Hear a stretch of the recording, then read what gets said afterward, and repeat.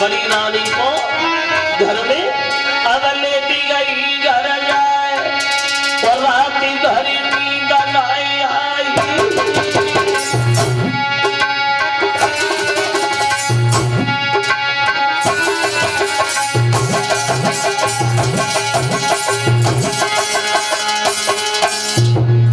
बड़ी रानी अब लेती गई घर जाए राती भरी नींद नहीं आई और सन्यासी की बाती रही बुद्धि में दोहराई गरीबों की सदनारेगी। जब पुत्र रत्न से खाली मोती मेरी भरी जाएगी ओही कमला हमारो और नई बातन मी आंगन में भुरारो है ओही कमल मरा हमारो।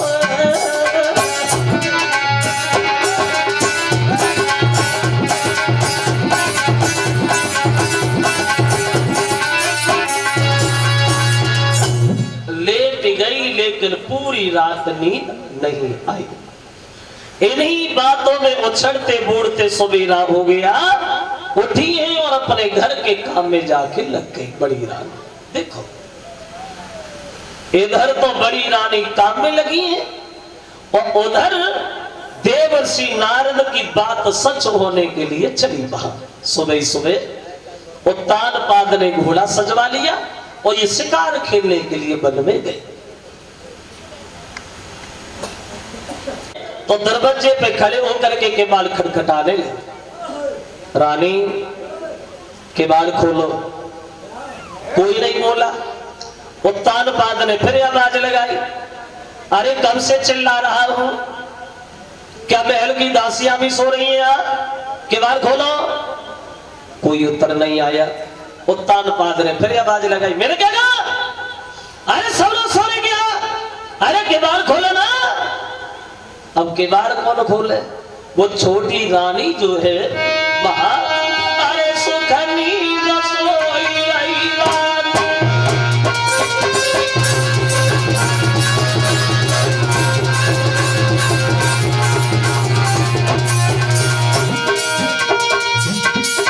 अरे सुखनी रसोई आई रानी, अरे सुखनी आई रानी, जानी अरे बड़े विद्वानी।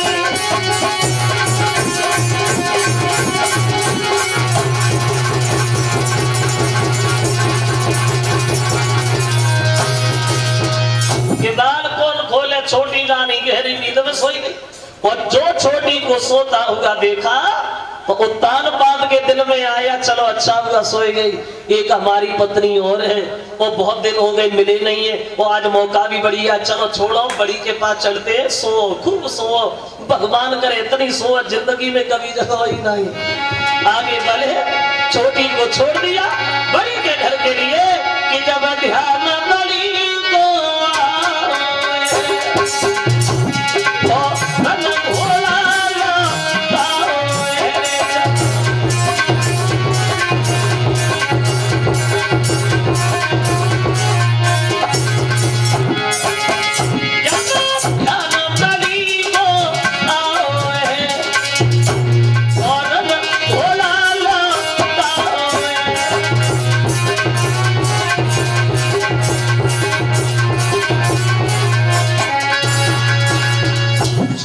को सोता छोड़ा और बड़ी के घर के लिए निकल गए। रात पहुंच गए बड़ी के घर।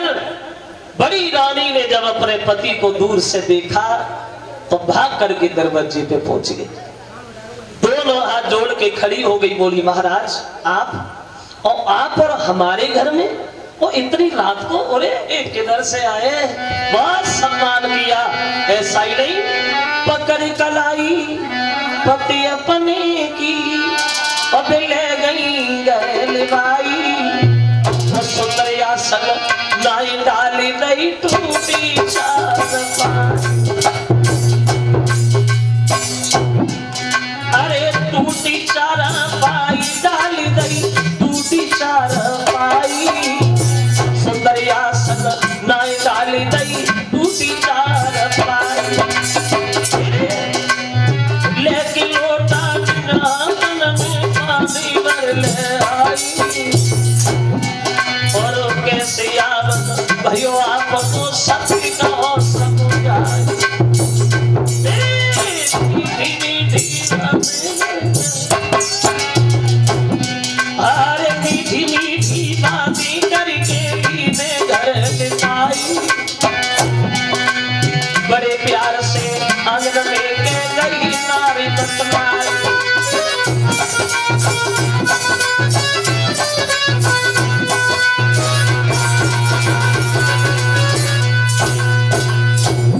सम्मान से बोली और बिठा लिया। महाराज आप और हमारे घर में इतनी रात को किधर से आए? तानपाद ने जवाब दिया, महारानी शिकार खेलने गए थे, छोटी सो रही थी, मन में सोचा तुमसे मिल लिया जाए, चला आया। तो पत्नी ने जवाब दिया, प्रभु तो आप भूखे भी होंगे, देखिए जौ की रोटी रखी है, वो जौ की रोटी नमक के साथ खाते महाराज। वो एक बात कहते हैं, कितनी बार मैंने तुमसे मना किया था कि मेरी शादी न कराओ, तुमने एक नहीं मानी, तुमने अपने ही हाथ से अपने जीवन में जहर घोल लिया। तो बड़ी रानी बोली, प्रभु तुम क्यों परेशान हो रही हो? अरे तुम तो सुखी हो, और पत्नी को चाहिए क्या? जिसका पति सुखी है तो पत्नी पहले से सुखी है। और ये बात भी सच, सुहागिन वही है और जो पिया के मन भाए, और अभागिन वही है जो दिल से उतर जाए। सुहागिन वही है जो पिया के मन भाए, वो अभागिन वही है जो दिल से उतर जाए। ये हम लोग कह देते। एक दिन इसका बिल्कुल उल्टा लिखा हुआ नजर आया। एक ट्रक के पीछे प्लेट पे लिखा था कि नारी वही जो पिया मन भाए, नारी वही जो पिया मन भाए, और पिया वही जो रोजाना पी के ही घर जाए।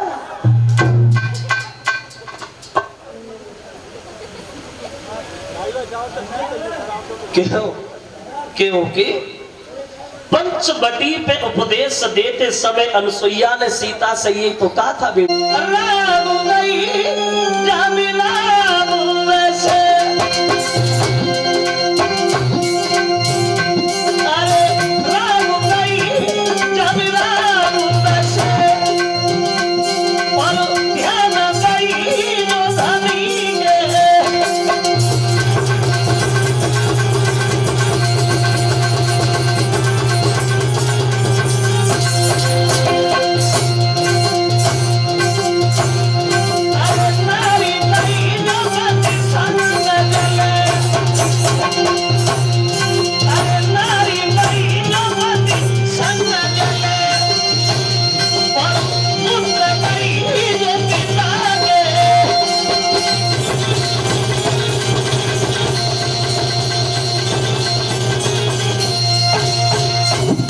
का मतलब है भक्तों, पूरी रात बड़ी के घर रुके हैं महाराज, और देवर्षि नारद की बात सच रही, बड़ी रानी गर्भ धारण करती है। और जब सुबह हुआ तो छोटी के घर के लिए चले, अंधेरी में निकलेंगे, कहीं जगह ना गई हो, चले सवेरे अंधेरी निकलेंगे। और देखा कि महाराज उत्तानपाद ने कि छोटी रानी के महल के केवाड़ खुले हैं, और बीच दरवाजे पे खड़ी है, दो हाथ करिया पे रखे हुए, और जो दूर से आ तो वो देखो तो रास्ता में गिर, इधर आ इधर आ, कहाँ है? हम पूरी रात घरे अकेले बने रहे, हम पूरी रात अकेले करवटें बदलते रहे, अब डर की वजह से बोल ही नहीं रहे, थर थर कांप रहे, डरते थे छोटी से। छोटी बोली, बोल के घरे आ, अरे मैंने तुमसे क्या पूछा? तो पूरी रात भर रहे कहाँ? नहीं बताओ, नहीं बताओ, हमें पता है तो कहाँ रहे। अब बोली,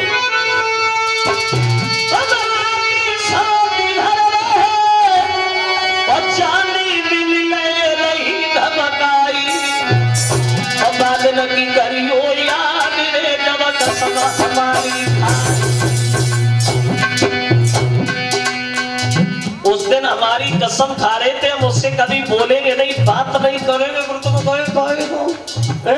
बोलो जब घर की नारी सतरानी है, सोई पानी है।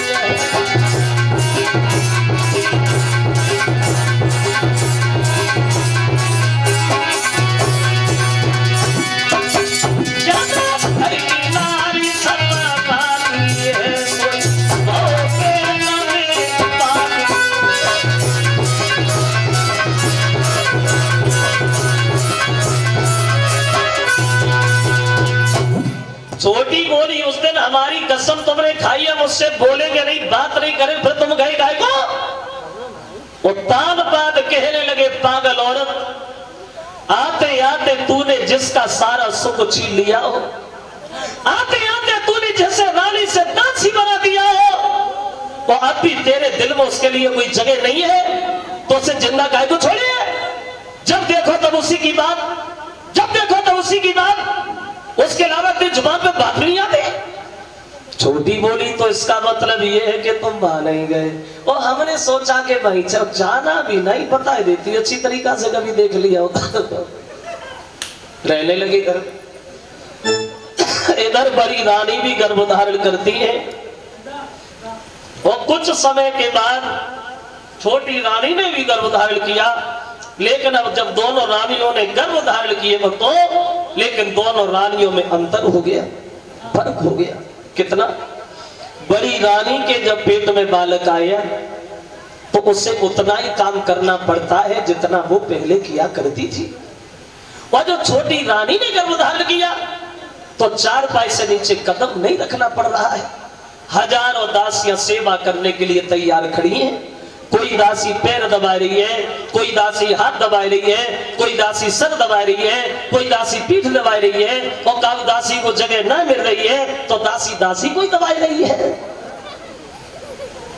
एक ही पति की पत्नियां, लेकिन देखिए अंतर दोनों में।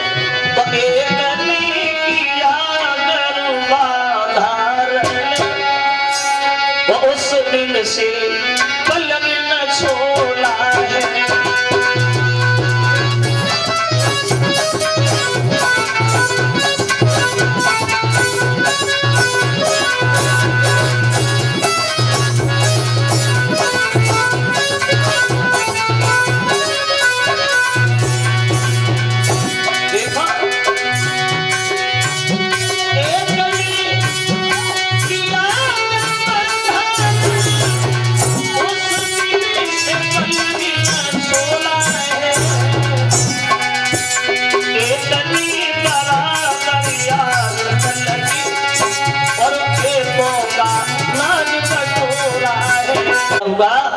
उसका नाम रखा गया है उत्तम।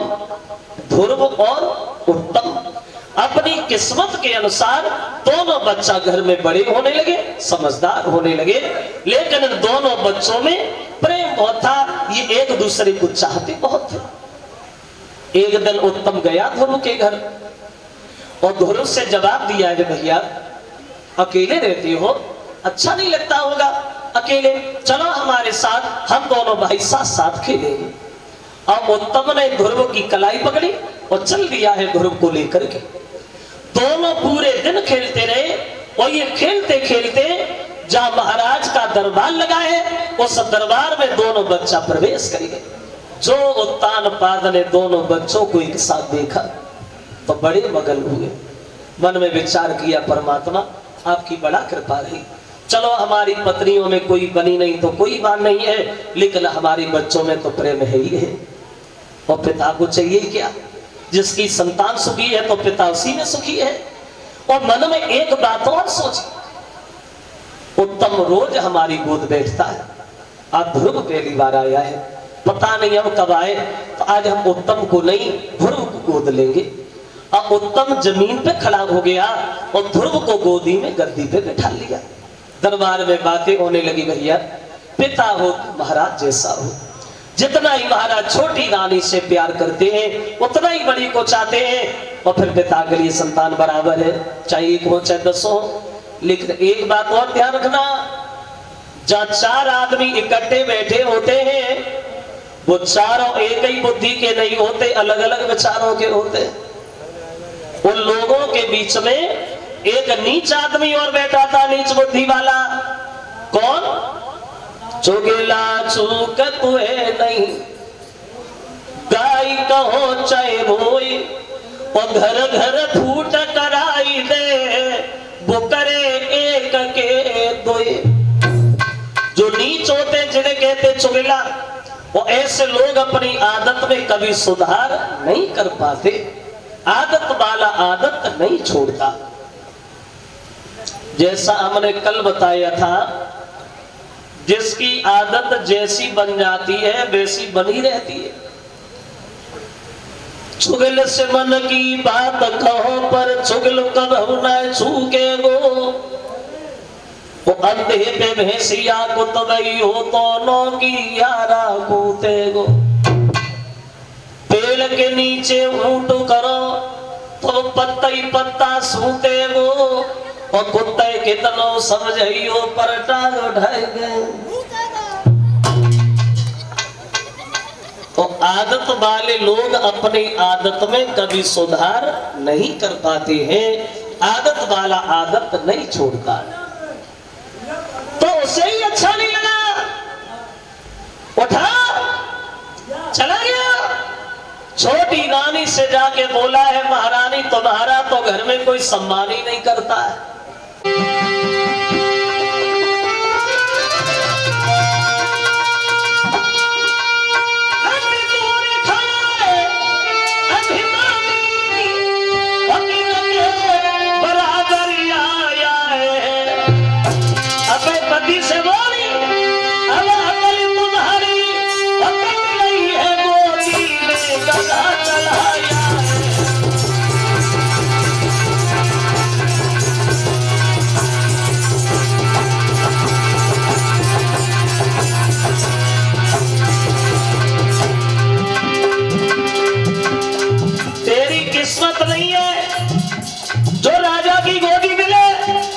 और तेरी किस्मत इसलिए नहीं है क्योंकि तूने भजन नहीं किया।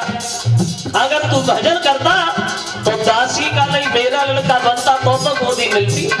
और बोली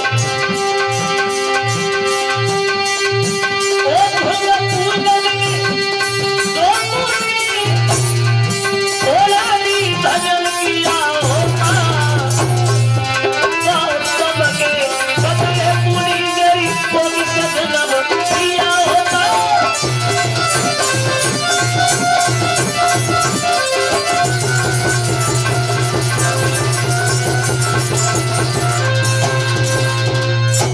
किस्मत नहीं है तेरी जो ये राजा की गोदी में है।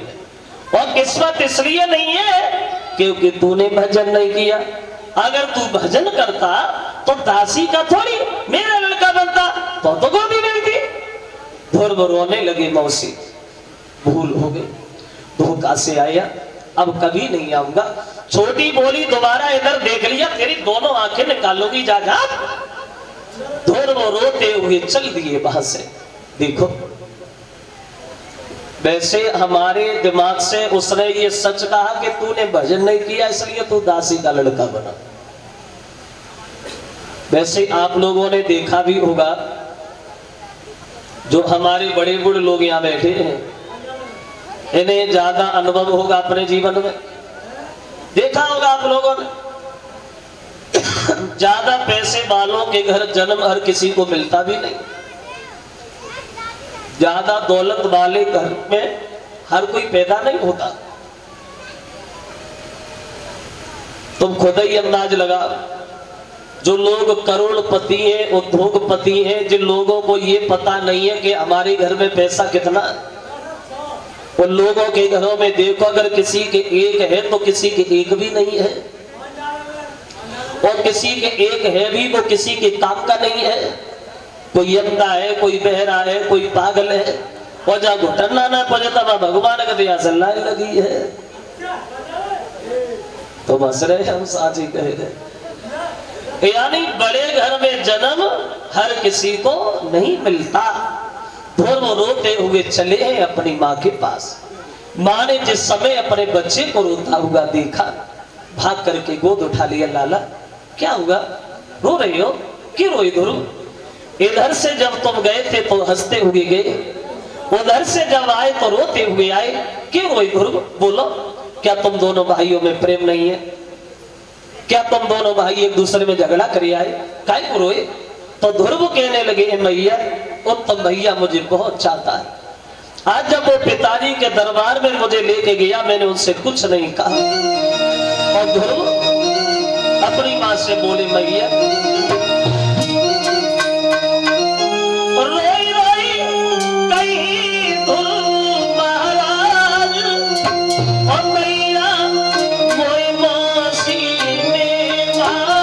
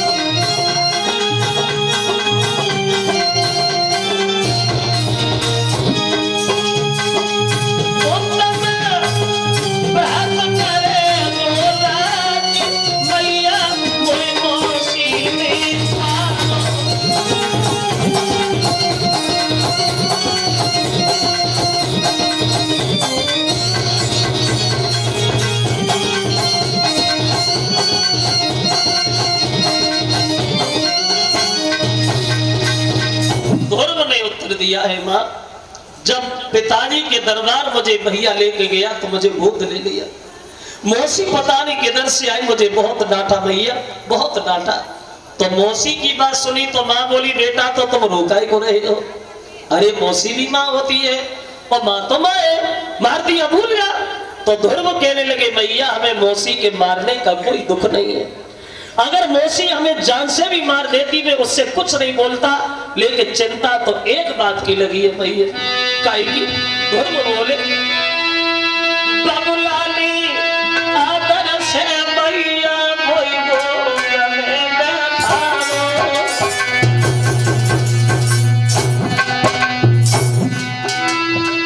मौसी ने पकड़ी भाई रे धकेला भैया मारो। मुझे इस बात का कोई कष्ट नहीं है, दुख तो एक बात का है भैया, मेरी माता बचन ने कलेजे छोले,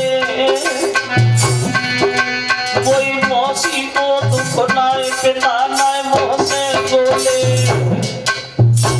भैया चिंता तो इस बात की है, मेरी माता बचन ने कलेजे छोले, कोई मौसी को दुख नाए पिता नाए मोह से बोले।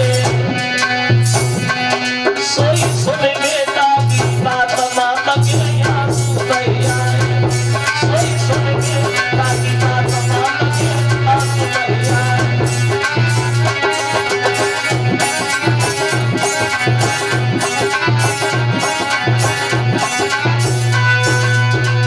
उत्तर दिया है मैया चिंता तो इस बात की लगी है, अगर मौसी हमें जान से मारती मैं कुछ नहीं कहता, एक बात हमें बता दे मैया पिताजी बोले क्यों नहीं? उन्होंने ये भी नहीं कहा तो इस निर्दोष को काय को मार रही है, इसका कोई दोष नहीं, सिर्फ ये बोल पिता खामोश काय को बने रहे। माँ ने सुना तो माँ भी रोने लगी और बोली लाला अगर वो तुम्हारे पिता होते तो तुम्हें जरूर बचाते, अगर तुम्हें पिता की गोद अच्छी लगती है, पिता की गोद ही प्यारी है, तो अब इस पिता की आज छोड़ दो, हो सके तो किसी दिन परम पिता परमेश्वर की गोद बैठना, भगवान की गोद बैठना। देखो क्या शिक्षा दी उस मां ने, अगर तुम्हें गोद में बैठना है तो भगवान की गोद बैठना। देखिए वैसे बच्चे का भविष्य बनाना और भविष्य बिगाड़ना ये सिर्फ मां के ही हाथ होता है। अगर मां चाहे तो अपने बच्चे को सिंहासन पर बैठा दे, अगर वही मां चाहे तो अपने बच्चे को गधे पर बैठने के लायक भी न छोड़े।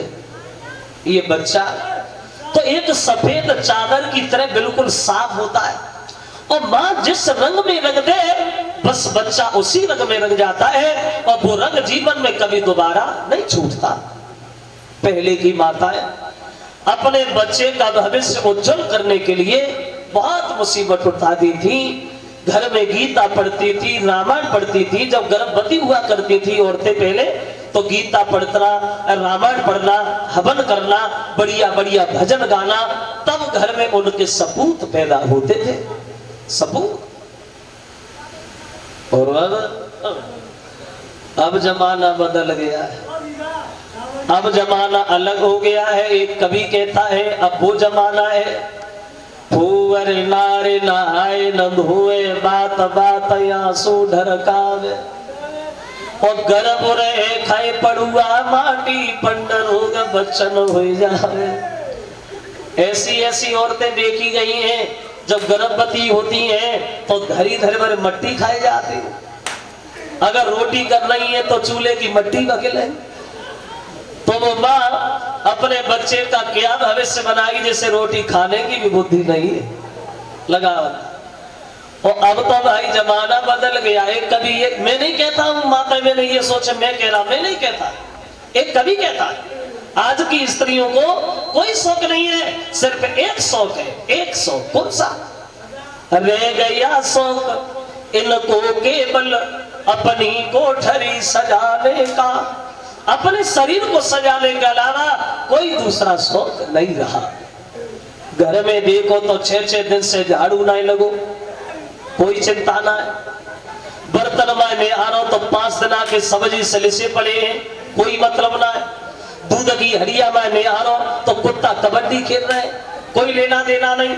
बाल बच्चन की मुंह की तरफ देखो तो जमाल पते मोमबत्ती की फैक्ट्री सी चल रही, कोई चिंता ना है। और अम्मा माने हार तो जमाल श्रीदेवी यही शूटिंग करने चली गया। अंतर आ गया है, फर्क आ गया। रह गया शौक इनको केवल अपनी कोठरी सजाने का और श्रृंगार चित्र के बनाने का, अब फिल्मी गाना गाने का बस। लेकिन मेरा कहना यह है, माँ के बराबर दुनिया में कोई गुरु नहीं है, क्योंकि संसार में कोई गुरु नजर नहीं आता। संसार में कोई गुरु नजर नहीं आता।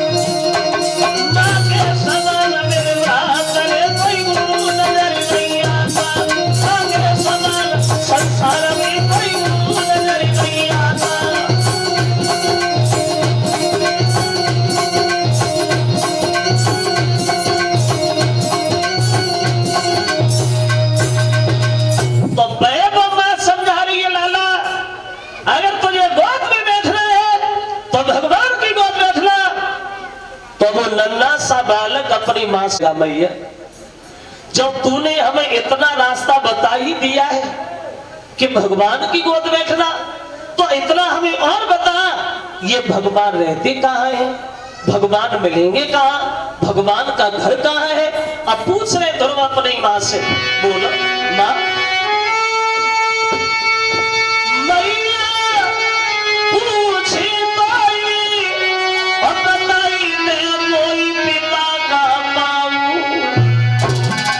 संठोर बसे भगवान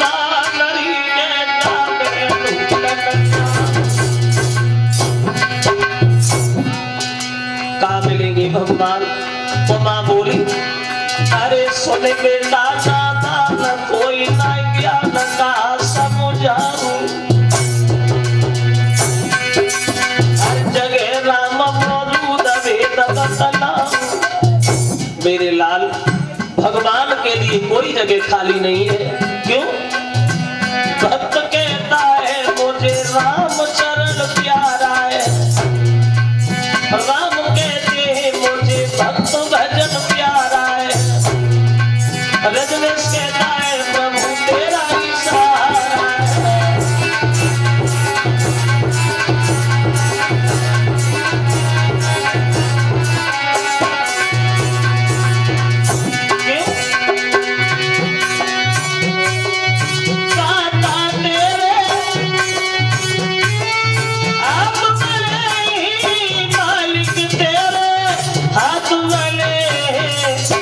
सब तेरे द्वार खड़े हैं, हम सब तेरे।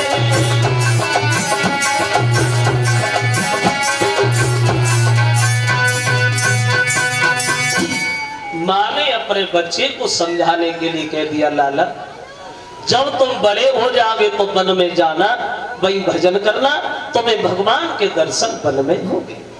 तो ध्रुव कहने लगे, भैया तो सीधी सी ये क्यों नहीं कहती कि भगवान जंगल में रहते।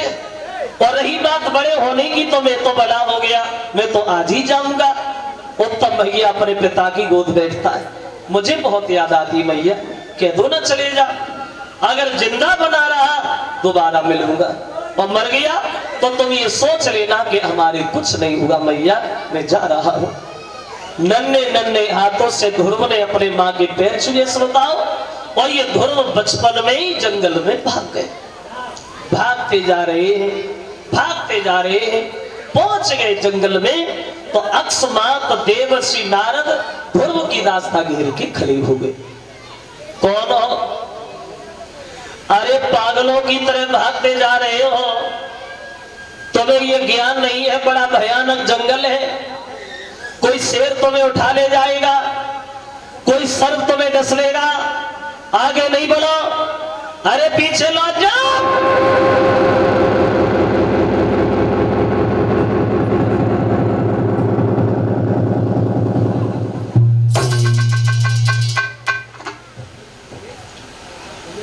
दोनों खड़े हो गए, कहने लगे हे बाबा जी, मैं तो भगवान को ढूंढने आया। नारद ने सुना भगवान को ढूंढने आया हूं तो नारद ताली मार के हंसने लगे। ए भगवान पागल है, अरे पागल है तू, और तुझसे बड़ी पागल है तेरी माँ जो तुझे मरने के लिए वन में भेज दिया। अरे हजारों महात्मा मर गए भगवान की तपस्या करते करते, फिर भी उनके दर्शन नहीं हुए, और तुम ऐसे भागते जा रहे हो जैसे भगवान कई झाड़ियों में छुपे बैठे, भाग के पकड़ लेंगे। अरे पागल है, घर जा। और नारद समझाने लगे दोनों को, लाला मेरी बात, अरे बेटा मेरे ना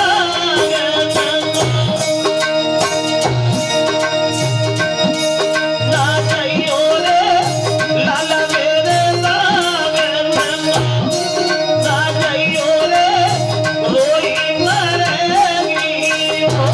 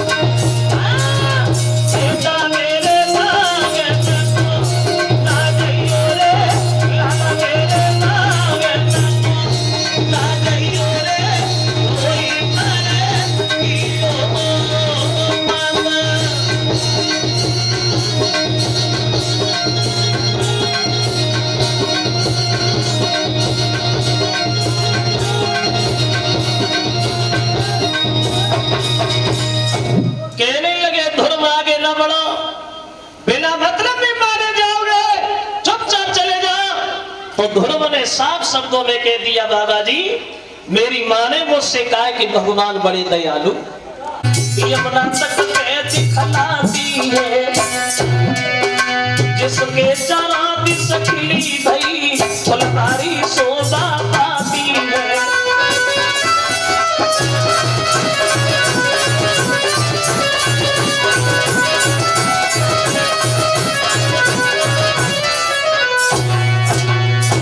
ऐसी कुटिया बनाई ये बनी अमलू कटा रही है, सुगंध छाए हरे भरे पे लगा मेल रही ले राय सुंदर से भूला जा हो रहे बनता, और ठंडी ठंडी चलती समीर ठंडी ठंडी चलती समीर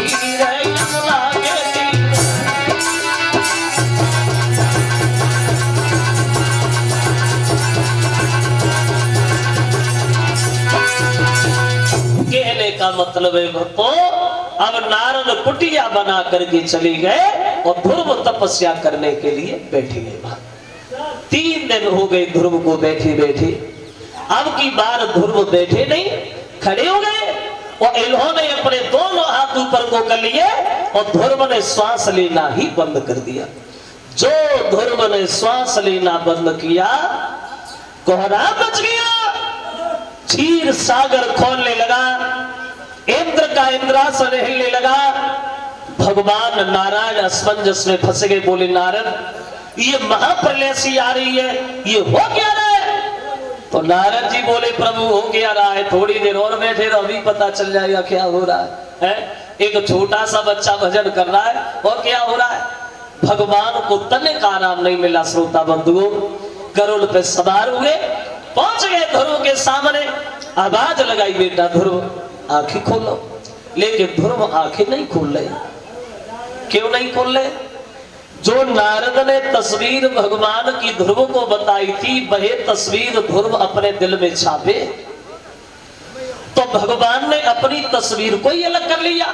और जैसे ही भगवान की तस्वीर अलग हटी, ध्रुव हाय पिता कह के जमीन पे गिरे। लेकिन जमीन पे गिरने से पहले भगवान ने ध्रुव को गोद ले लिया। बोलिए भगवत्सल भगवान की। ध्रुव की आंखों से आंसू निकल आए। जो गालों पे लकीर बनाते हुए भगवान की गोदी में समाने लगे भक्तों, तो भगवान ध्रुव से पूछने लगे लाला तुम रो काहे को रही हो? तो भगवान से ध्रुव बोले भगवान तुम्हारे निर्दयीपन को निहार करके हमारे आंसू निकले आए। भक्तों को सताना अब तुम्हारा काम बन गया है भगवान। मेरी माँ जौ की रोटी नमक के साथ घर पे खा के अपना पेट भरती है, कभी घर पे नहीं गए, ये भी नहीं देखा हम लोग जिंदा कैसे हैं। तो भगवान हंसने लगे। हाँ लाला अब आई ना बात। सुनो, सच तो ये ध्रुव अगर तुम्हें और तुम्हारी माँ को जौ की रोटी नमक से न मिलती तो शायद तुम हमारा भजन करने के लिए जंगल में काहे को आते।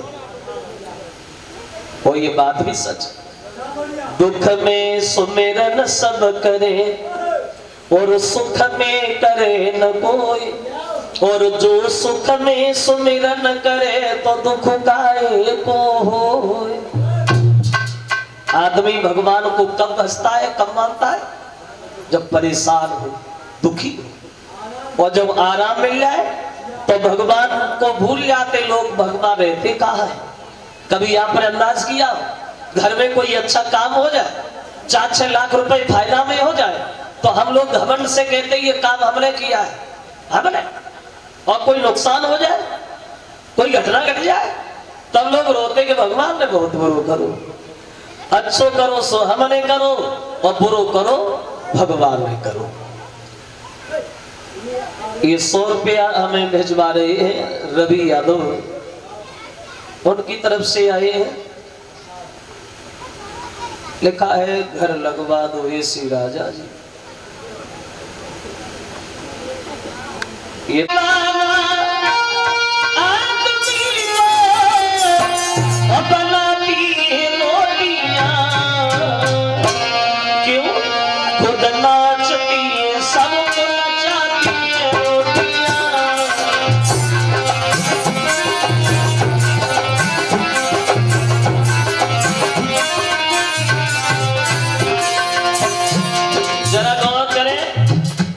रोटी के लिए कौन क्या काम नहीं करता।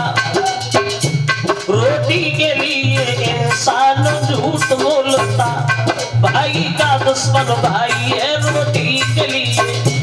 बच्च कहीं पे अन्यायी है रोटी के लिए। बहू सास में लड़ाई है रोटी के लिए।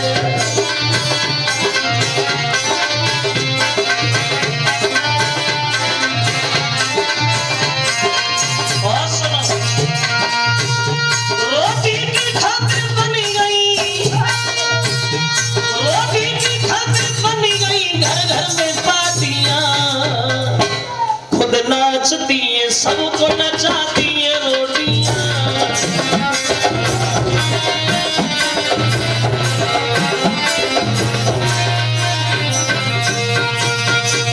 बोल खुद नाचती है सबको नचाती है रोटियां। तो भगवान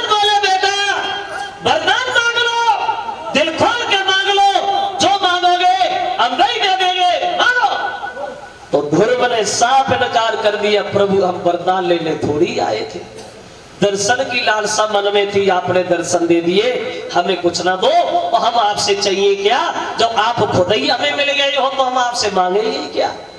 तो भगवान बोले बेटा अगर तुम नहीं मांग रहे हो तो हम अपनी इच्छा से तुम्हें दे रहे। जो जगह हमने आज तक देवता से अलग छुपा के रखी है वह जगह हम तुम्हें नियुक्त कर रहे हैं। शासन करना, चले आना, जब इच्छा हो तब तुम्हारे लिए द्वार हमेशा खुला रहेगा। इंद्र को इशारा दिए, इंद्रदेव हमारे बच्चे को ऐरावत हाथी पे बिठाल करके इसके घर तक छोड़ के आ। देखिए कहां ध्रुव एक दिन पैदल पैदल भागे गए थे, आज ऐरावत हाथी बैठ के जा रहे। तो भगवान की थोड़ी सी लगाव हो जाए जीवन में फिर क्या है, फिर तो आनंद ही आनंद है। और जो घमंड से चकनाचूर हैं वो भगवान से बहुत दूर हैं, क्योंकि अपनी आदत से ही मजबूर है। चले ध्रुव हाथी बैठ के, तो गांव के लोग ध्रुव को देखने के लिए दौड़े।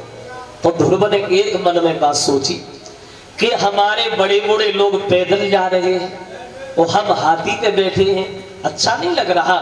इंद्र से बोले भैया अपने इंद्र जो है हाथी है इससे नीचे कर लो आप, और हमें पैदल पैदल जाना है, हमारे बड़े बूढ़े लोग पैदल हैं, हमें हाथी पे अच्छा नहीं लग रहा। देखो एक छोटा सा बच्चा वो कितना बड़ा शिष्टाचार के हमारे बड़े बूढ़े लोग पैदल जा रहे हैं, हाथी बैठे, मुझे अच्छा नहीं लग रहा। लेकिन कभी कभी ये सोचता हुए कलिंग महाराज आपके शासन से ये शिष्टाचार किधर चला गया। अब तो बड़े बूढ़े का सम्मान करना बहुत अलग बात। कोई नया नौजवान लड़का अपनी तरफ से किसी बड़े बूढ़े से राम राम भी नहीं करते। राम राम क्यों करे, राम राम करते तो ना कहीं करी जात काय को राम राम करे। और कोई बड़ो बूढ़ो अपनी तरफ से राम राम करी ले तो राम राम कहू ना ले तो चक्यो चलता कच लगन लगे, ताकि डर की वजह से राम राम कर रहे। और अब तो राम राम राधे श्याम कोई करता ही नहीं। पढ़े लिखे लोग हैं, शिक्षित समाज हो गया, पढ़ी लिखी भाषाएं हैं, टाटा बाय बाय हाय हाय, अब ये हो रहा है। अब देखिए पहले में अब में कितना अंतर आ गया।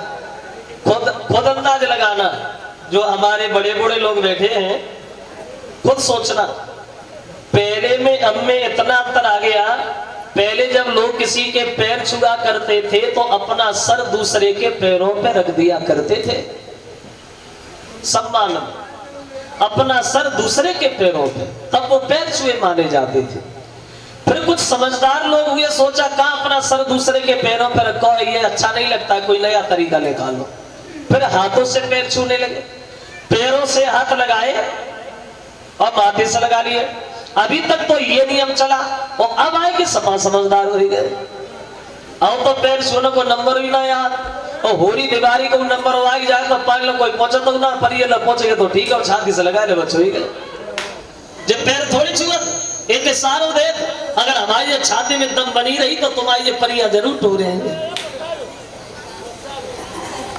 अभी हमारी देहाती बढ़िया है, जो देहात में परियल लो तो पहुंच जाता है, बड़े बड़े शहर में देखो भी परियल लो ना पहुंचो तो एक दूसरे को पेट ही छू लेता है, क्या करे। जमाना बदल गया। पहले जब लोग हमारे बड़े बूढ़े अपने बच्चों के नाम रखते थे तो अपने बच्चों के ऐसे नाम रखते थे जो अपने बच्चे को बुला तो भगवान का नाम भी मुंह से निकले। कितने समझदार, जो अपने बच्चे को टेरो तो भगवान का नाम भी मुंह में आए। राधे श्याम, धन श्याम, सीताराम, हरि शंकर, कृपा शंकर, पहले से नाम रखते थे। अरे अब इतने लंबे लंबे नाम कौन रखे, छोटे छोटे नाम, चिंटू, पिंटू, शैम्पू। अब जी नाम जो देहातों में बच्चों के नाम है वो शहरों में कुत्ता कुतीन के नाम है।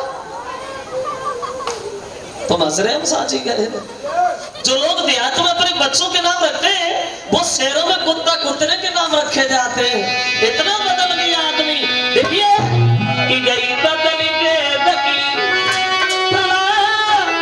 हुआ देश धर्म से खाली।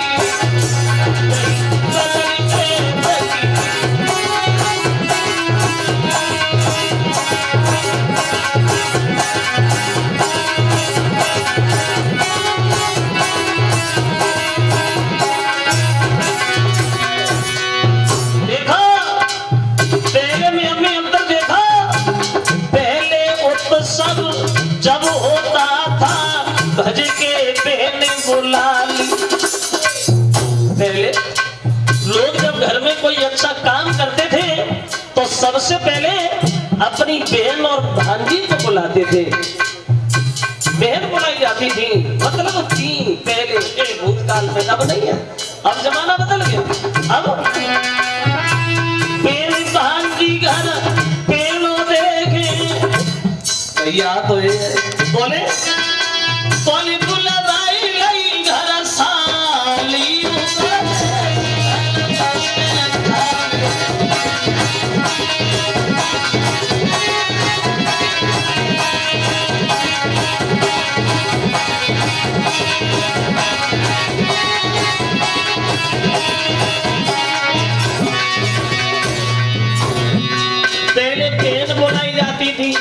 अब उनकी जगह साली बुलाई जाती है। चलो कोई तो बुला लिया जाता है। दूसरी बात, अरे द्वापर में श्री कृष्ण राज्य में वही दूध की नाली।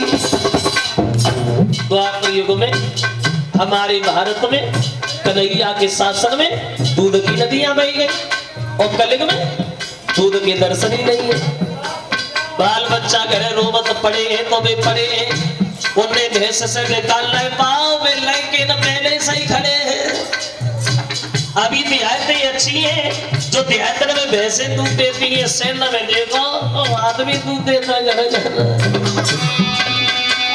अब उन्हीं के वंश के पीरे और चाय की भरी भरी प्याली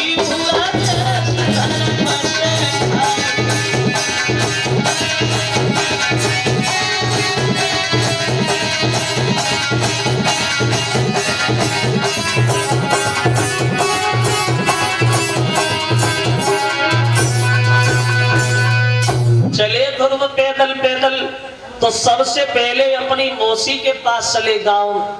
तो गांव के लोग बोले लाला इधर कहाँ जा रहे हो? तुम्हारी माँ तो खेतों पे रहती, गांव में कहाँ जा रहे हो? तो ध्रुव बोले हमें मौसी से पहले काम है, हमें मौसी से पहले मिलना। और उधर जब ये मौसी को खबर मिली कि ध्रुव तप, तो मन में लज्जित होने लगी। अब मैं ध्रुव को मौके से दिखाऊंगी। उस दिन मैंने ध्रुव से बड़ा गलत कहा, अब मैं ध्रुव के सामने कैसे जाऊंगी? दासी से बोली दासी जहर ले आ, खाए ले, मर जाए, मैं ध्रुव के सामने नहीं जाऊंगी। तो दासी बोली अब तू जहर मंगा रही है, तब जेब ना सोची मरेगा कि जिंदा रहे है? तो मौसी ने शर्म के कारण अपने किवाड़ बंद कर लिए। और जब किवाड़ बंद कर लिए तो ध्रुव अपनी मौसी से दरवाजे पे खड़े होके कहने लगे भैया किवाड़ खोलो, किवाड़ खोलो। और बोले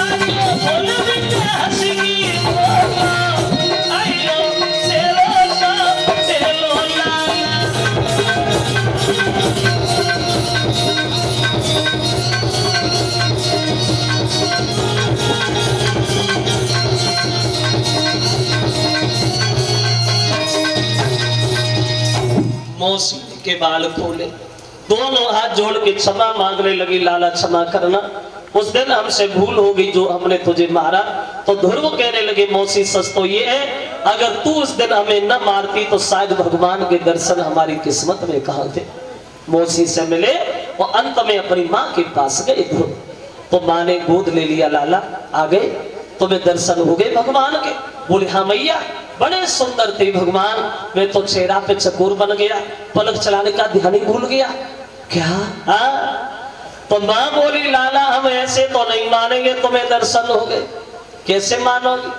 बोले हम तब मानेंगे जब तुम हमें भी भगवान के दर्शन कराओगे। तो देखो कितनी समझदार थी वो मां, जानती थी अगर भगवान को हम बुलाएंगे तो भगवान नहीं आएंगे, लेकिन हमारे बच्चे के बंधन में है भगवान, तो बच्चे की खातिर हमें भी दर्शन हो जाए।